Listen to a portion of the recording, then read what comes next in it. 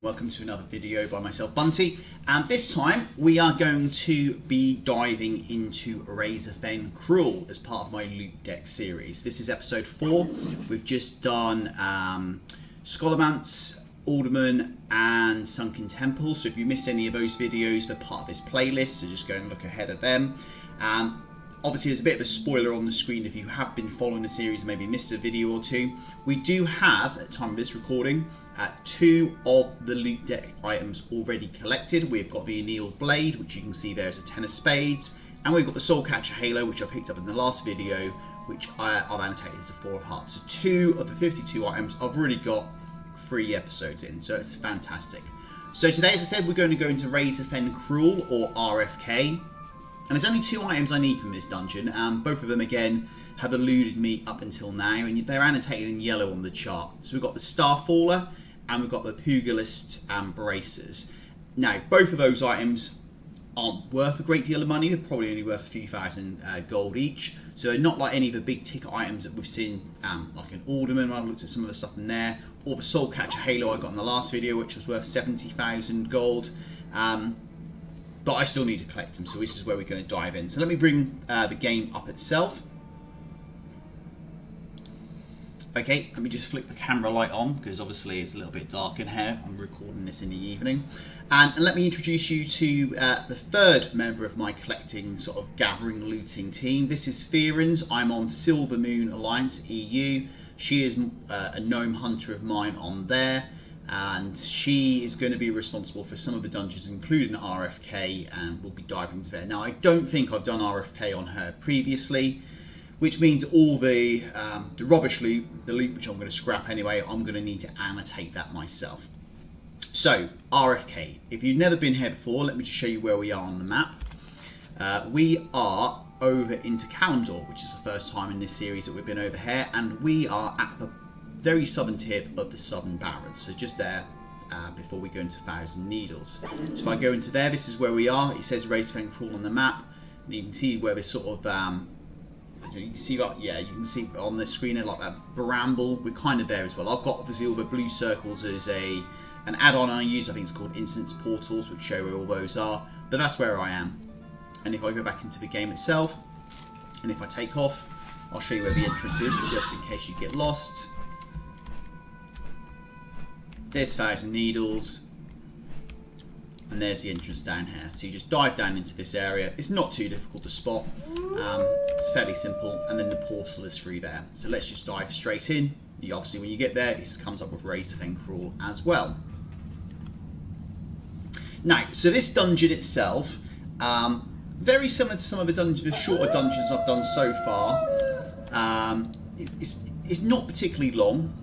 It's one of the shorter ones. In fact, let me just get rid of my Moon pet, because I think it's just going to make it a racket. It's a fairly short dungeon. It's not particularly complicated as such, but it is a dungeon which is fairly linear. You get from one end to get to the other, and you kind of have to turn around and run all the way back again. So, although I'm doing this on a hunter, doing this on perhaps a druid where you can dream walk out and then back to the back to the entrance again might be advisable. But the dungeon itself is probably only going to take, say, 4, 5, 6 minutes again. It's not one of the longer dungeons which is going to be part of this series, so it's not too bad.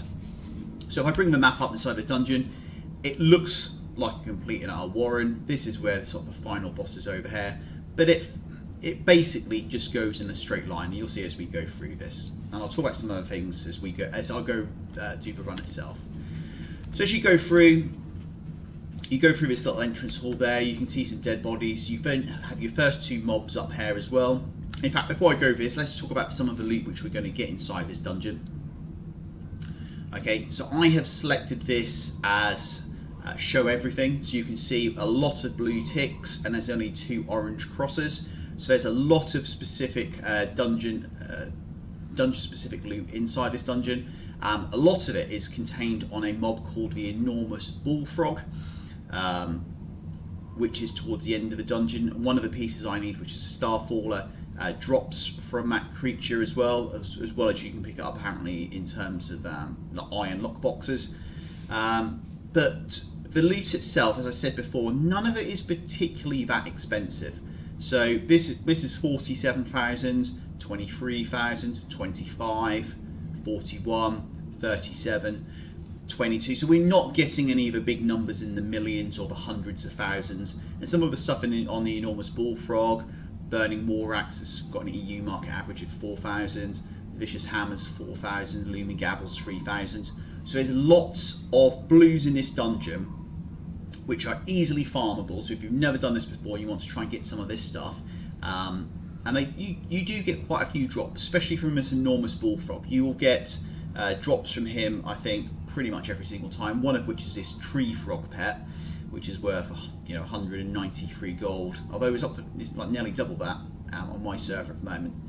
So there's a lot of loot on here. So let's go back into all the things. Let's switch that off so you can only just see the things which I need for my series, and that should drop that down to 2, which it has. So I've got the Pugilist braces, which on my server are just a shade under 10,000 gold, 26,000 EU market average, and then the Starfaller, which we looked at, which is worth sort of 2,000 to 3,000 gold. So let's run through the dungeon, and I'll show you what things you need to kind of consider. So you have first couple of mobs there. So again, I'm just going to multi-shot those down, grab them. Now, there's a tripwire here. If you hit the tripwire, a mob will appear. You can run around the side of it.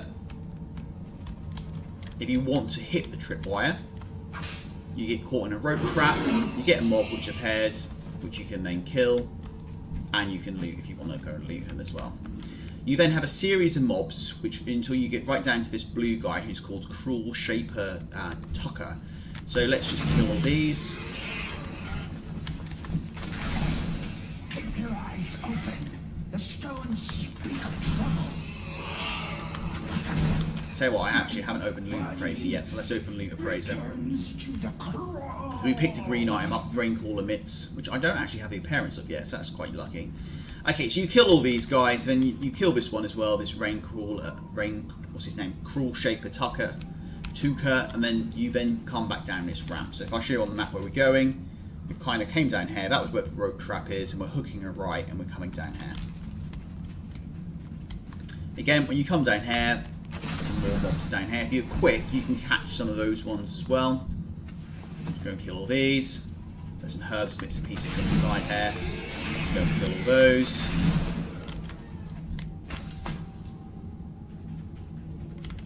Lots of mobs in here which you can skin. Bring a skinner in. Some more in here. Now this is the first of the potential treasure chests. This character I'm going to be running these on hasn't got any form of lock picking capability. So if it's locked, I'm not going to be able to open it, unfortunately. Get another pack of mobs over here. Got another green item there as well. Another pack of mobs. Again, for a hunter, it's quite good just to sort of multi-shot these ones down. Okay, so you reach this junction here, which is kind of where I am on the map at the moment. I'm going to hook a hard right and go up to this first mini-boss who's called Rugog. And it looks like this. Now these guys you can't kill, I don't think. No, take that back. You can kill them, but they don't drop any loot. You then come around this side, and then you've got another pack of mobs over here. Now this is another potential treasure chest location, which is somewhere around here. I can't remember exactly where it is, but there's a treasure chest which can potentially spawn over here. You then come up here. You can get another little pack of mobs. Kill them. And you've got this Rugog over here as well. Again, I've got all of the loot from all the bosses, so I don't need to worry about any of that. Loot him. Now what you can do is if you've got someone who's got maybe like a goblin jump or something, you can kind of jump across over to this guy. That's who we're going to be heading towards next, Hunter Bone Tusk. But I don't have any of that sort of ability, so we're going to just run down here. We're now going to hook around this way and hook a left. Again, these guys, I don't believe, I think you can kill them, they don't drop any loot, so it's a bit pointless. There's another rope trap there, which you can just walk around. Another pack of mobs here, which you can loot. And then this is the next sort of mini-boss, Hunter Bone Tusk, you have to kill. And there's another potential treasure chest, which can spawn in this location here. Once you've done that, we're going to come back up this way, and then we're going to head over into this direction over here. Again, being mindful not to hit that rope trap. So as we enter the next sort of phase of the dungeon, you're sort of welcomed by another pack of mobs here. You can take these guys down. And then you've got another sort of mini boss up here, and this guy is called Warlord Ramtusk. He stands in the middle. Again, you can just knock him down. He takes a couple of hits for whatever reason. But again, it's no real problem if you've got a high level character. You then get two mobs come through the next part of the dungeon. You can just go and shoot them down. And as you go through here, you have got another potential treasure chest location, which is just in this corner here, which is just over here if I show you on the map. On this occasion, it hasn't spawned. You then carry on going through. So we're going to sort of twist and turn our way through this now. There's a big pack of mobs there, but as soon as you approach them, they all die, and then this Kraul-shaped monstrosity appears. You can just go and kill him quite quickly. Again, jump over the bridge. You can see another treasure chest location over there, which is locked as well. As soon as I approach this pack of mobs, two of them die, one of them survive, and obviously the big guy survives as well. When you hit him, he drops a load of little rock guys, and they don't drop any particular loot. I don't think I've ever had any loot from them apart from the rocks itself. Then we push through into the dungeon again, so we're kind of just following this rope bridge as we go along.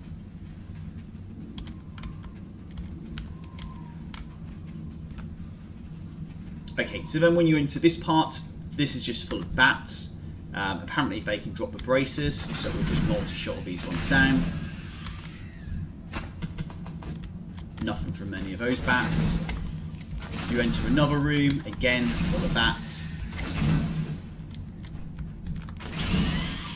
Try and get one that's in the middle to try and get all the loot from all of them. Okay, so we did actually get a ping on the loot appraiser, the manual strong anti-venom, which I'm pretty sure I've already got. It's got region market value of just over 6,000. It's going for 1,000 on my server.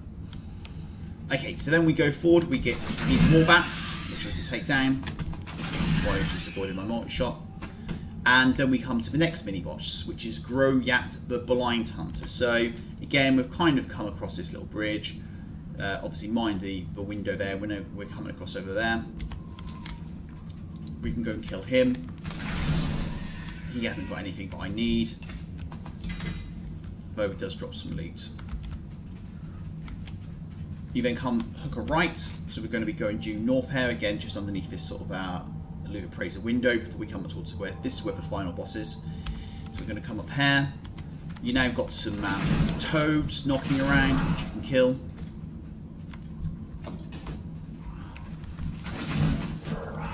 Again, I'm just doing this very slowly. And then this is the enormous bullfrog. So this is the one that potentially could drop Starfaller for me, as well as another loot. And I'm pretty sure he drops a piece of loot from his loot table every single time. So let's see what we get this time. We can go and kill all these toads as well. And we get the pets. So we get the wood frog box, which has got a region market value of 361, and it's going for 740 on mine. So nothing too fantastic with that. We then have the final pack of mobs in the dungeon, which are these three guys over here, which we can loot, and then we come to the final boss. So the final boss is very, very straightforward. Chariga Razorflank. You can listen to her monologue, or you can just go and kill her, go and get the loot from her, and then that's the dungeon effectively finished. So what I need to do now is I need to run all the way back through this, follow all the way back to the beginning again, unless of course you're on a druid and you can dream walk in and out again. It also gives you an opportunity, if you've missed any of the loot, just to go and have a look, make sure you picked everything up. If you've got to do some skinning on the way back, you can do that as well. Obviously, some of these creatures haven't despawned yet, so I could have done some skinning. I think obviously this character's got skinning on it, but I'm not going to worry about that on this series. So let's get our way out. So a few things to be mindful about this dungeon. So that's one run I've just done, and you can see in the loot appraiser window that's 14,000 worth of effectively greens, because I didn't pick any blues up out of loot. So unlike some of the other dungeons I've done so far in this series, some of the greens in this one, and also Razorfen Downs as well, which is like the sister dungeon to this, do have a little bit of value, and you can potentially go and try and sell it. So I think the most expensive thing I got was the manual strong anti-venom, which again, you know, It's got a 0.02 region daily sale rate, so it's not fantastic, but it does sell, and if you've got someone who's an alchemist, they might be looking to collect this. But you also get a few other bits and pieces, like the Pathfinder vest. It's got a region market value of 1,300, is only 90 on mine, and you've also clearly got the opportunity with some of these greens to pick things up which you don't have the appearance of so far. So I think it's the very first thing I picked up, the Raincaller Mitts. I don't actually have the appearance of that. It's a unique appearance just on the Raincaller Mitts. So that piece I will send over to a cloth wearer and learn that appearance as well. So some of the greens in here aren't too bad and do have a little bit of value. And what, you know, when I run this 10 times, or well, another 9 times, I'll be able to show you what sort of greens I pick up and if any of them have got any value. So we carry on heading up this way. We're nearly out of the dungeon. Again, if you've missed the rope trap to begin with, just be mindful you don't just activate it as you go through, because it works both ways. All the way back. Here's the instance portal. Jump through.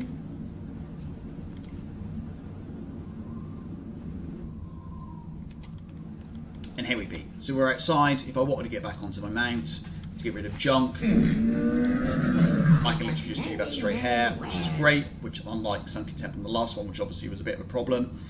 Get rid of all the soulbound stuff, and you can see a lot of the stuff is already gone.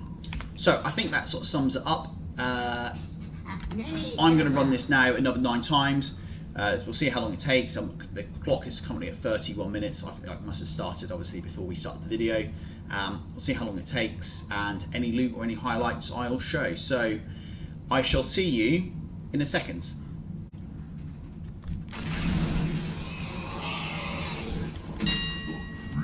Okay, that's a decent blue. So this is run number 3. Just picked up the slag hammer, you can see annotated on the screen. So let's have a look at that. That's the first hit I've had since the introduction. We didn't get anything on the second run whatsoever, really. So the slag hammer is got a region market value average of 36,000. It's currently going to 46,000 on my realm, which is Silver Moon EU. It looks like one of the more expensive items. There's quite a lot of cheap blues inside there. 4 auctions on my auction house at the moment, so you know, maybe it's not quite a hot property. I'll show you what it looks like. Okay, so a big one-handed, is that one-handed hammer? A two-handed hammer. So it's a big two-handed hammer, but she's got it in one hand. Yeah, it's pretty decent. And you know, in terms of what you get from this is a good example of the amount of blue. So this is run number 3, and I've picked one up already. So you can see where I am on the map. I've just come up through the initial point, reached that first junction, I've hooked to right, and I'm coming up towards the, I suppose, the second mini boss, because there's that guy down here as well. I'm coming up towards Rogog, because that's where I picked it up from. So yeah, not too bad as a start. Hopefully there'll be a few more in there as well.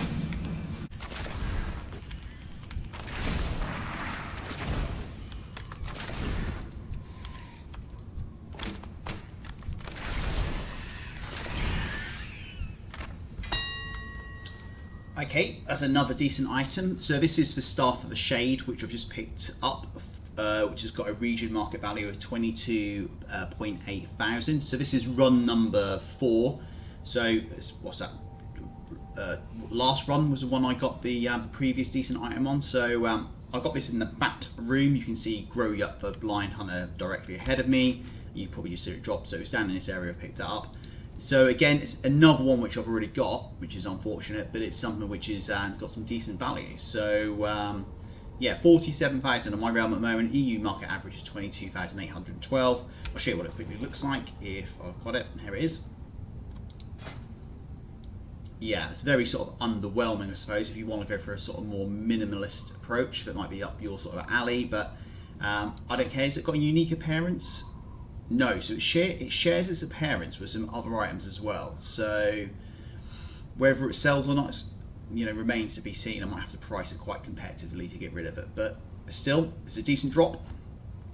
Still got like at least over half of the runs left to pick up as well. So hopefully we get one of the 2 we need.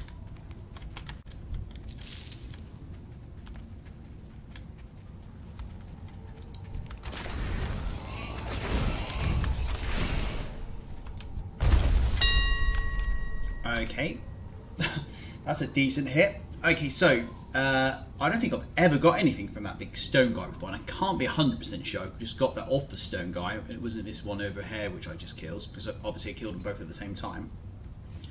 But that was very, very good. Okay, so let's start in order. I picked up the Wolf Claw Gloves, which is the biggest hit so far in this run in terms of EU region market value average of 77,777. There's 5 of them on my auction house at the moment, going for just under 49,000, which is very, very good. And you also saw the best green I've hit so far in this dungeon, which is the Raincaller Scepter of Eora, which has got a region market value average of 15,000. There's one on my auction house at the moment, which is going for 1,000. That won't get the cut. I'll leave it to include in like the bag sort of tour inventory at the end. But yeah, well, the blue one especially is very, very good, although I've already got it already, and the green is pretty good as well. So not bad in terms of just hitting one mob, and that was on run 8, and I'll show you where he is if you're not particularly familiar. That big stone guy is just over here, so come across the bridge, and then just killed him over there. So yeah, I've got the rest of this run and 2 more runs after this to see if I can add to this already pretty impressive tally so far. Okay, so that's the 10 runs done. It took me 1 hour 33, although after the first run I think I was already at the 31 minute mark. So I think depending on how fast your character is, you're roughly looking around the 1 hour mark. Let's be sort of honest here, depending whether you run back out again or you can dream walk out. But let's say 5, 6, 7 minutes per run is probably about right. So in that time, in the 10 runs, remarkably, I've managed to loot over 300,000 gold worth of stuff, which is based on an EU market average, which is, you know, very, very good. You know, it's an outstanding run. Now, clearly, 300,000 gold looted does not translate into me getting 300,000 gold. As you can tell by my bag, a lot of the stuff is gone. Now, why this dungeon is really good and why I would recommend it to anyone, especially someone who's maybe looking to get into collecting lots of bits and pieces, or maybe building up some stock there where you want to try and sell on the auction house, you do get a lot of reasonable greens in here. By reasonable, I'm talking like the 1,000 to 5,000 mark. There's a lot of green items in here, and I've kept like some of them at the bottom of the bag here. So Headhunter's Belt, again 3,000-4,000. The Dukobi boots, which are about 2,000-3,000. Pillager gloves, 2,000, 4,000 in my realm. This was one I would include in the highlight reel, which is the Raincaller Scepter, which is worth 15,000. It's only 1,000 in my realm. And the Wicked Chain Gauntlets, which I got, you know, quite near the beginning actually, which got a region market value of 5,000, which is pretty much what is going on my realm as well. So you do get a lot of reasonable greens on there. Now, whether I'm going to look to try and sell any of this is probably debatable, and I've already got the appearance of this. I've also collected these greens up here, the Raincaller Mitts, which I need to send because I haven't collected the appearances of that one yet. I've also picked up the Slayer's Surcoat, which is worth a couple of thousand. The Pathfinder foot pads, which are worth about 8,000, so that's a decent drop as well as a Watcher's Jerkin of the Quick Blade, which has got an EU market average of 12,000, going for 10,000 on my server as well. So there's plenty of greens in Razorfen Kraul or RFK, which you can find, either collect your appearances if that's your main sort of priority, or look to sell to make some cash. Okay, so let's look up the blues. Let's look at the blues, which the decent blues. All of these were been included in the highlight reel. So for stuff, the Shade, which has got an EU market average value of 22,000, the Slag Hammer for 36,000, and the best item so far, and the best item so far in the series, is the Wolf Claw Gloves, which have got an EU market average of 77,000. All of which are fantastic. Unfortunately, I have the appearances for all of these. So all of these I will look to try and sell on Silvermoon, try and get some money, because obviously making some money during this process will be really good as well. Now, the Enormous Bullfrog pretty much always drops something reasonable, blues or, you know, green pets and bits and pieces. And this is what I got from the Bullfrog. I've still got 6 of the items left. I did get some pets which I vended. The Kaleidoscope Chain, which is about 800 gold. The Girdle of Golem's Strength, which is 1,400. The Harpy Claw Shortbow, which I think is probably the best of the ones I've picked up, which is 4,000. The gloves of the old, I've got 2 of those, just under 1,000 each for both of those. And finally the Frost Reaver Crown, which is 1,600, but only 230 on mine. So again, if you're going to run this dungeon, you're going to hit the enormous bullfrog. You are likely to get, I got 6 blues out of the 10 runs, which I did from killing him. Learn them if you haven't got them. If not, throw in the auction house. I don't think, probably with the exception of that one, I might try and sell because that's worth a few thousand. The rest of this stuff I'm just going to vendor off. So all in all, for RFK, for the first 10 runs, 300,000 is, astonishing. It'd be probably many dungeons until I get over 300,000 again from doing it 10 times. It took about an hour. I really do enjoy the dungeon. It's good fun. You're always going to get stuff. You're never going to leave empty-handed, which you could do like on an Alderman run or a Scarlet Monastery run, and end up after doing 10 runs, nothing for your time. You're always going to get some loot from this, which you can potentially look to sell. So yeah, didn't hit anything, but I've got some things to make some gold. So thanks for watching. Hopefully you enjoyed this video. Hopefully you'll dive into RFK and do it yourself. And until next time, goodbye.